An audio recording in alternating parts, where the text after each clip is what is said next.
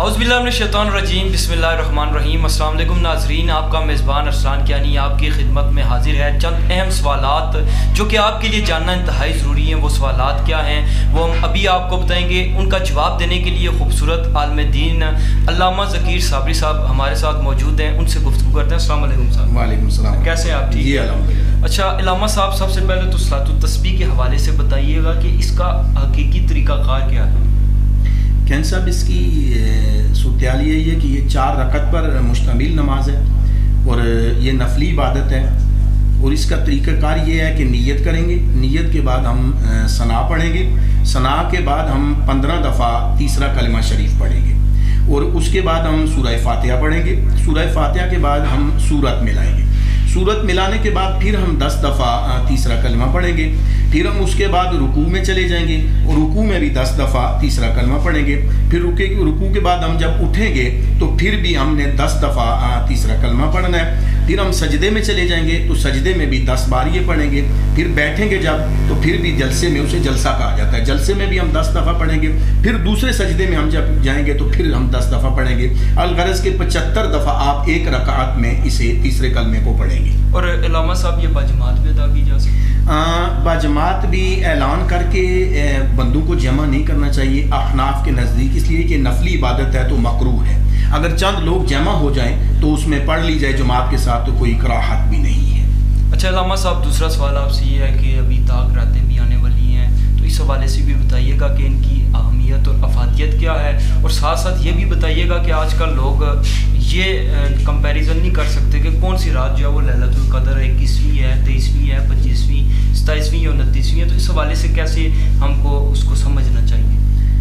عرض یہ ہے کہ نبی رحمت صلی اللہ علیہ وسلم کے فرمان کے مطابق نبی رحمت صلی اللہ علیہ وسلم نے فرمایا کہ اسے 21ویں میں تلاش کرو، اسے 23ویں میں تلاش کرو، 25ویں میں تلاش کرو، 27ویں میں تلاش کرو۔ ان میں سے کسی میں بھی ہو سکتا ہے؟ کسی میں بھی ہو سکتی ہے، لیکن جو ہمارے بزرگان دین فرماتے ہیں 27ویں کے بارے میں زیادہ ہے، تو اس لیے 27ویں میں ہم زیادہ اس کی عبادت بھی کرتے ہیں اور لوگ اللہ اس کے ہاں جھکتے بھی ہیں، لیکن جو شریعت میں ہے وہ اسی طرح ہے کہ آپ اسے طاق راتوں میں تلاش کریں، اور یہ 1000 مہینوں سے میرے رسول نے فرمایا نا جی کہ 1000 مہینوں سے افضل ہے اس کی عبادت۔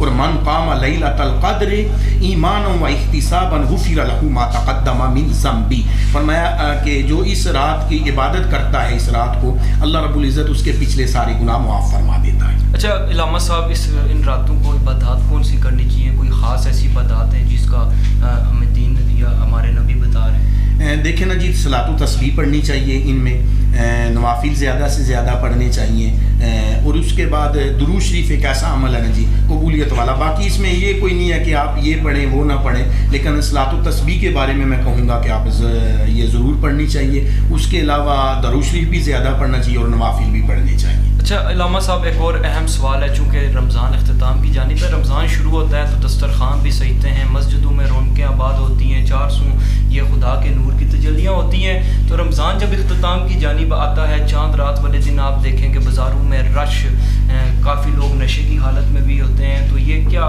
سمجھتے ہیں آپ کہ جو ان کی عبادات ہوتی ہیں وہ رد نہیں ہو جاتی، اللہ کے احکامات سے دوری نہیں؟ کین صاحب، وہ بات آپ کی بالکل درست ہے۔ دیکھیں نا جی کہ وہ اجرت کا وقت ہوتا ہے، وہ اللہ کے ہاں مزدوری لینے کا ٹائم ہوتا ہے، تو بندہ اس وقت جا کر کے شریعت کی ساری حدیں توڑ کر کے، ان کے حدود و قیود کو توڑ کر کے اللہ کے ہاں ساری چیزیں وہ ضائع کر دے انسان۔ میں تو سمجھتا ہوں کہ آپ کے ہاں جتنے میں سے یہاں سے میسیج دینا چاہتا ہوں کہ اس رات، چاند رات کو، نہ کہ آپ شراب میں، نہ کہ آپ مستی میں، بازاروں میں ہلا بلا کرنے کا وہ وقت نہیں ہوتا ہے، وہ اللہ کے ہاں مانگنے کا وقت ہوتا ہے۔ آپ دیکھیں نا جی، شریعت میں یہ ہے کہ اگر جتنا پورے رمضان میں اللہ رب العزت مغفرت فرماتا ہے لوگوں کی، اتنا اس ایک چاند رات کو اللہ رب العزت لوگوں کی مغفرت فرما دیتا ہے۔ سبحان اللہ۔ تو اس میں چاہیے کہ ہمیں کہ عبادت میں گزارنی چاہیے، نہ کہ بازاروں میں ہلا گلا کر کے، شراب کی مستی میں، اس طرح کے لاؤ کام کر کے ہمیں نہیں، بلکہ اچھے کام کر کے ہمیں اس رات کو گزارنا چاہیے۔ اچھا علامہ صاحب، ایک اور اہم سوال ہے، عام روٹین کا بھی سوال ہے کہ اکثر آپ دیکھتے ہیں کہ لوگ کہتے ہیں کہ یہ والا وظیفہ آپ کریں یا فلاں عبادت کریں تو آپ کے اتنے 100 سال کے، اتنے اتنے سال کے گناہ معاف ہو جائیں گے، تو اس میں کتنی حقیقت ہے؟ کچھ ایسے وظائف بھی ہیں؟ نہیں، شریعت میں کوئی ایسی چیز تو ہے نہیں کہ آپ یہ وظیفہ کریں گے تو مطلب ہے آپ کے پچھلے، جس طرح لوگ کہتے ہیں جی کہ تسبیح آپ پڑھ لیں تو آپ کے سارے گناہ معاف۔ ہاں، اس چیز کے بارے کے اندر شریعت کے اندر ہے کہ آپ صلاۃ و تسبیح پڑھیں تو اللہ آپ کے سارے باقی جو وظائف اور عبادات، باقی بھی کچھ شریعت میں ایسی چیزیں ہیں کہ جن کے کرنے کی وجہ سے اللہ کے رسول فرماتے ہیں آپ پر مہربانی اور فضل ہوتا ہے۔ بہت شکریہ۔ امید کرتا ہوں کہ ناظرین نے یہ پروگرام آپ کے لیے معلوماتی بھی ثابت ہوا ہوگا، بہت انفارمیٹیو ہے۔ انشاءاللہ نئی ویڈیو اور نیا ٹاپک لے کے آپ کی خدمت میں دوبارہ سے حاضر ہوں گے، تب تک کے لیے اجازت دیجیے، اللہ نگہبان۔